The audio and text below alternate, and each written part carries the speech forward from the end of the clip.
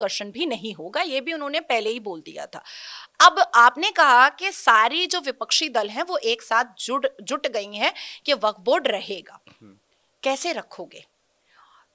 मुसलमानों के वोट को अट्रैक्ट करने के लिए वो ये एक संदेश भेज रहे हैं, एक मैसेज भेज रहे हैं मुसलमानों को कि देखो जेपीसी में हम बहुत लड़ रहे हैं तुम्हारे लिए, हम बहुत बहुत परेशान हो रहे हैं तुम्हारे लिए। लेकिन मुझे मेरा एक सवाल है जिसका जवाब मुसलमान खुद मुझे दे सकते हैं। असदुद्दीन अवैसी को मीडिया ने भारत के मुसलमानों का नेता बनाया है। असदुद्दीन अवैसी क्या वाकई में मुसलमानों का नेता है? अगर असदुद्दीन अवैसी मुसलमानों का नेता होता तो महाराष्ट्र में कुत्तों की तरह एमआईएम के बंदे हार जाते। आज पूरे भारत में एक अकेला मुस्लिम इत्तेहादुल मुस्लिमीन का एक ही मेंबर ऑफ पार्लियामेंट है, इसके अलावा एक भी नहीं है।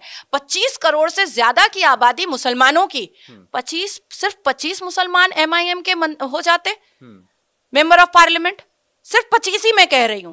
तो मुसलमान केकड़ा होते हैं, एक दूसरे को आगे नहीं बढ़ने देते हैं। असदुद्दीन अवैसी भी कभी नहीं चाहता है कि उसके बगल में कोई मुसलमान आकर के बैठे। तो ये सिर्फ हाथी का दांत है दिखाने का।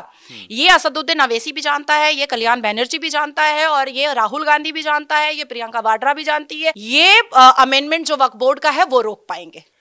चूंकि वक्फ बोर्ड की बात हो गई, अब बात वर्शिप एक्ट जब लाया गया उस समय की परिस्थितियां और आज की तारीख में, आपको नहीं लगता कि जो हिंदू पक्ष ये क्लेम करता है, दावा करता है कि ये वर्शिप एक्ट दरअसल उनके खिलाफ लाया गया है, कि उनकी जो चीजें हैं वो इस एक्ट की वजह से उसको क्लेम ही नहीं कर पाएंगे, वो उन्हें बाधा पहुंचा रहा है?